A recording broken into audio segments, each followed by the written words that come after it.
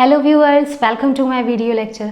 तो बच्चों, इस वीडियो लेक्चर में हम लोग डिस्कस करने वाले हैं प्रेगनेंसी एंड एम्ब्रियो डेवलपमेंट। तो चलो बच्चों स्टार्ट कर लेते हैं। इसके पहले के वीडियो लेक्चर में बच्चों हम लोगों ने डिस्कस किया था कि किस तरह से ओवम और स्पर्म फर्टिलाइज होता है और फॉर्म करता है जाइगोट। और ये जाइगोट बच्चों अब बनने के बाद जाइगोट में डिवीज़न स्टार्ट हो जाता है, यानी कि जाइगोट में क्लीवेज स्टार्ट हो जाता है।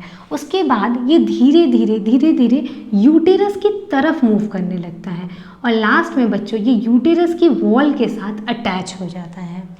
तो इस वीडियो लेक्चर में हम लोग इसके आगे का प्रोसेस पढ़ने वाले हैं कि ये अटैचमेंट के बाद क्या होता है। तो देखो बच्चों, आफ्टर अटैचमेंट ये जो ट्रोफोब्लास्ट वाली लेयर है इसमें अब फिंगर्स की तरह प्रोजेक्शंस अराइज होते हैं, जिसको कि हम लोग कहते हैं बच्चों कोरियोनिक विलाई। इस कोरियोनिक विलाई के बच्चों चारों तरफ ये यूटेरस है तो यूटेरस के टिश्यूज होंगे और साथ में मैटरनल ब्लड भी होता है। तो बच्चों देखो, दिस इज कोरियोनिक विलाई और इसके चारों तरफ बच्चों यूटेराइन टिश्यू होता है, यानी कि कोरियोनिक विलाई और यूटेराइन टिश्यू कुछ इस तरह से इंटरडिजिटेटेड होकर के एक स्ट्रक्चरल और फंक्शनल यूनिट फॉर्म करते हैं, जिसको कि बच्चों हम लोग कहते हैं placenta. This is chorionic villi जो कि प्लेसेंटा फॉर्म करता है।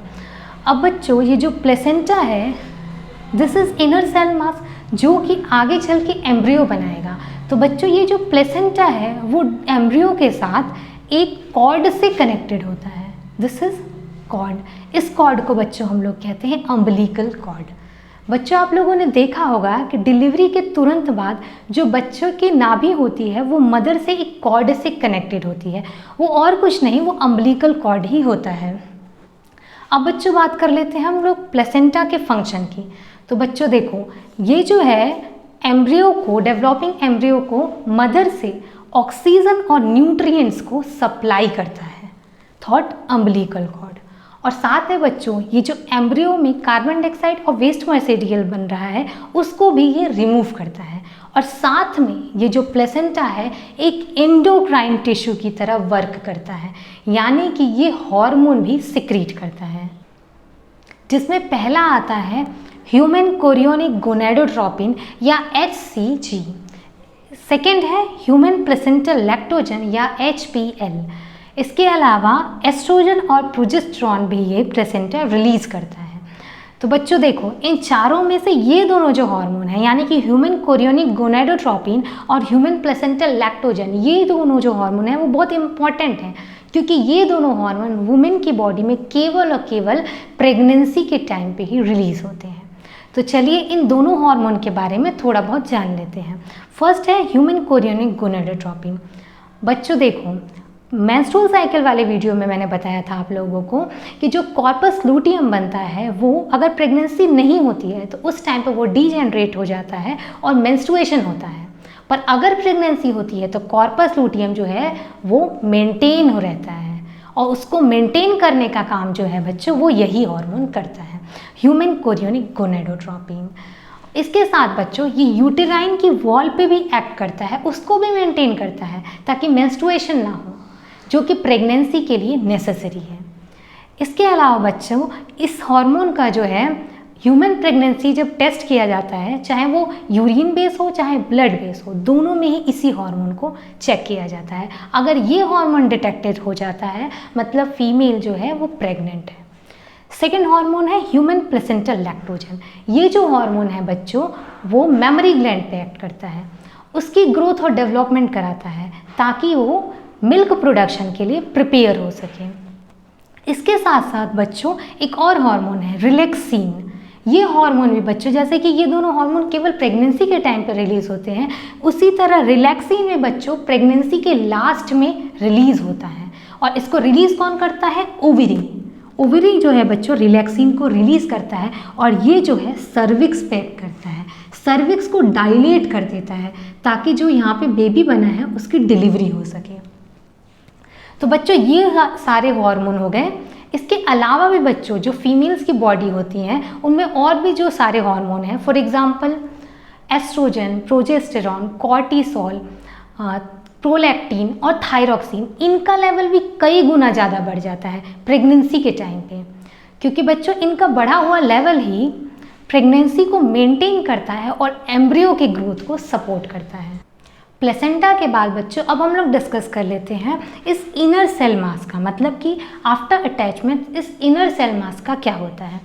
देखो बच्चों, ये जो इनर सेल मास है इसके अंदर कुछ स्पेशल तरह की सेल्स होती हैं जिसको कि हम लोग कहते हैं स्टेम सेल। ये जो सेल हैं बच्चों, इनमें कैपेसिटी होती है कि ये बॉडी में सारे के सारे टिश्यूज़ और ऑर्गन्स को ये फॉर्म कर सकती हैं।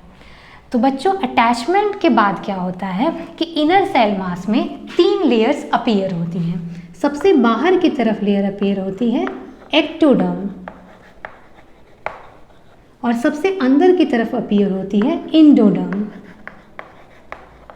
और इसके मिडिल में बच्चों एक और लेयर अपीयर होती है जिसे कहते हैं मीजोडर्म।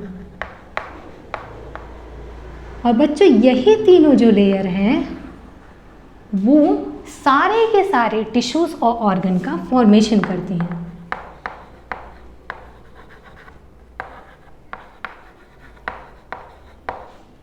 तो बच्चों अब हम लोग डिस्कस कर लेते हैं ऑर्गेनोजेनेसिस, यानी कि एम्ब्रियो में ऑर्गन किस तरह फॉर्म होता है।